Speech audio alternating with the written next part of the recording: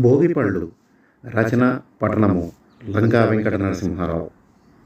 భోగినాటి భోగము మధురమైన బాల్యము, కొత్త దుస్తులకు తోడు కోరిన బహుమానము, ఫలపుష్పములతో జరుపు కనకాభిషేకము, మంగళారతులిచ్చు మహారాజు యోగము, బంధుమిత్రులు కూడి జరుపుకునే సంబరము, ఆనందము తాకును ఆనాడు అంబరము, జన్మదినమును తూగు ఘనమైన పర్వము, ఊహ తెలిసిన నాటి ఉత్తమము క్షణము, మరుపులేని మధురమైన అలనాటి జ్ఞాపకము, కోరుకున్నా తిరిగి రాని బంగారు బాల్యము, కోరుకున్నా తిరిగి రాని బంగారు బాల్యము.